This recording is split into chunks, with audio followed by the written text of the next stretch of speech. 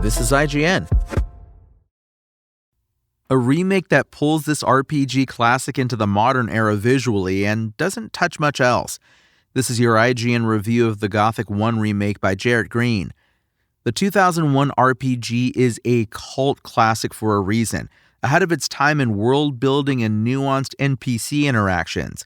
While Gothic 1 Remake pulls the original into the near-modern era in terms of presentation and controls, it doesn't touch much else.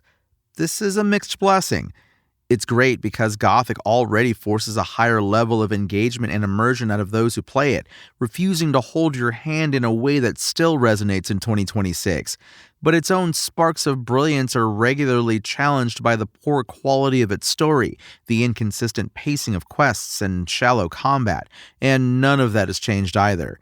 This remake's best upgrade is easily how it looks and sounds. Gothic had a unique style even back in 2001.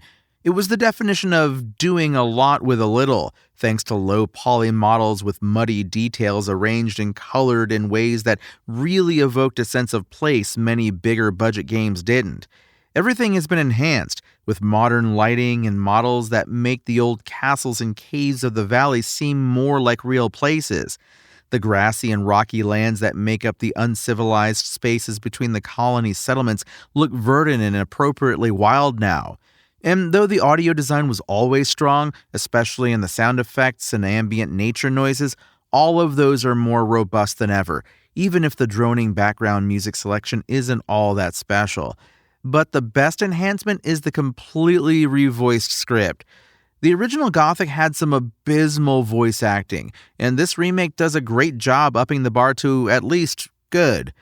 Combat also benefits from revamped controls, making it easier to swing at and hit enemies. This does not make combat easier overall, however, which is still just as dangerous as it was 25 years ago. Your hero starts off weak, and even lowly mole rats can send you to the game over screen in a hit or two. Leveling up gets you learning points you can spend at trainers to raise your stats, which goes a small but gradual way towards making you dangerous in your own right. Once you get stronger gear, you stand a better chance, but weapons of any real note can be a big investment early, and armor even more so, the latter being the biggest factor in surviving more than a few blows. You'll be pretty bad at handling any weapon you pick up without training. It's cool to see the difference between wielding a one-handed weapon untrained versus trained, or eventually mastered. Untrained, you'll clutch a short sword with both hands for dear life, flailing awkwardly with every swing, while trained attacks can flow into combos with the proper timing and can critically hit enemies. This is a fun example of a game's storytelling goals being met with both interactive and non-interactive elements at the same time, but it still means that melee combat feels bad for a large chunk of the early game, only getting better if you can scrounge together enough money and save up a couple of levels worth of learning points to get trained. Unfortunately, the overall story of Gothic doesn't fulfill the promise of its great setting and world. The denizens of the mining colony have basically revolted and set up several micro-governments, each with their own hierarchy, economies, and organizational goals. You'll need to join in with one of the three camps early in order to get a stable foothold in the region and start working towards your own personal agenda. Here is where the immersion doesn't always land consistently. While most citizens in these settlements are pretty vigilant against weird and potentially criminal behavior by you, it's easy to avoid any real consequences if you're caught. People will stop and make a fuss if you walk into a house uninvited, but so long as you leave before someone starts swinging, everyone goes back to normal.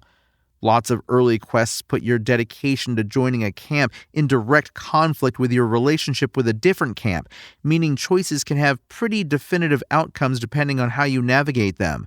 This sort of dynamic feeling social structure was always Gothic's biggest strength, and it goes untouched in the remake. That unfortunately also means that when the main story finally gets into full swing and the rote save the world tale spins up, the complete shift away from all this nuance makes the back half of this game comparatively boring. This is exacerbated by just how jarringly paced the quests in the final acts can be. So many of them require meeting the only guy who can help you do a thing, but proving your worth to that guy then means hunting X of a certain monster first. It feels like homework, not heroism. That isn't to say that the parts that work are perfect anyway. You'll fight boredom throughout thanks to the uneven story pacing in every act, even with this remake's occasional attempts to smooth the transition between major plot points by changing a quest in key ways. The remake does bring a wealth of new side quests that gives you many more opportunities to submerge into and affect the world in small ways.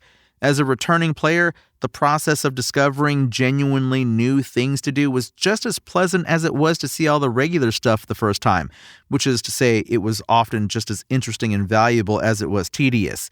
Overall, Gothic 1 Remake is undeniably the best way to play this cult classic RPG, and not just because it's an old game that has become hard to run on new PCs as time forgets it. The scope of the changes are largely quality of life improvements, making it easier to look at, listen to, and interact with on basic levels, even if it still doesn't make for a bug-free experience.